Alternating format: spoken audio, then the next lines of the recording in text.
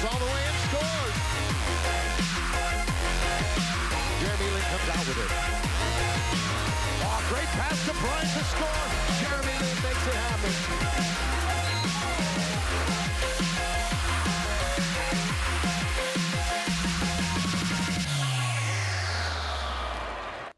While Jeremy Lin's numbers haven't always been consistent, one thing has been his desire to prove he can do more.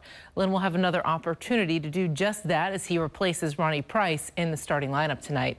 Let's head back to Phoenix. Jeremy Lin is there with Mike Trudell.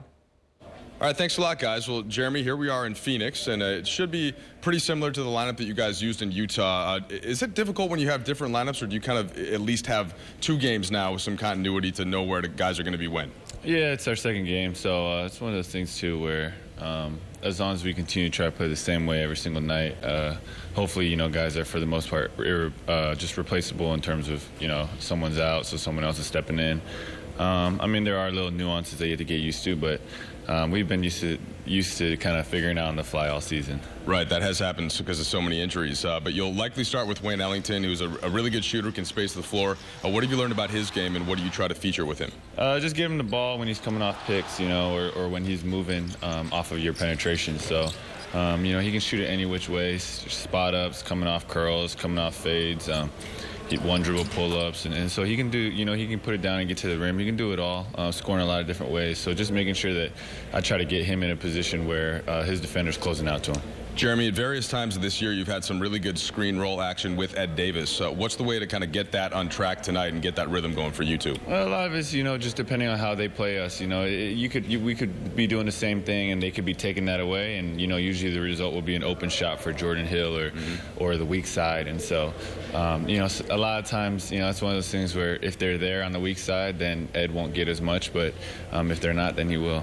I know Byron Scott will be needing a lot from you defensively tonight because Dragic, Bledsoe, Thomas, so many guys that can be difficult to cover. Where do you focus on that end of the floor tonight?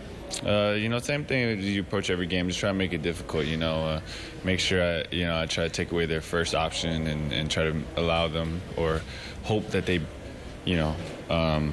don't get anything easy and force them to kind of beat us with their second, third option, maybe the things that they aren't, known for, their primary strengths. When you're getting ready for a game like this, Jeremy, or in any NBA game, how do you focus on a matchup with a guy versus thinking they may have any of three guys that you'll deal with throughout the course of the game? We've played against them numerous times, so we kind of understand who they are and what they like to do. So there's a little bit of consistency or continuity with that, just playing them a lot of times. Now, finally, we know Phoenix likes to get up and down in transition. You're a guy that likes to get to the rim and is good at it. Is there ever that worry when you're penetrating, okay, they're going to shoot out the other end? And how do you guys kind of go both of those things hand in hand? Yeah, it's just a floor balance. If I'm at the rim, the two and the three got to be back. Vice versa, if the three or two are at the rim, then I got to be back. Jeremy, appreciate the time, man. All right, no problem. Thanks. Okay, guys, that's Jeremy Lin. For now, let's go back to you in the studio. All right, thank you, Mike. Tonight with no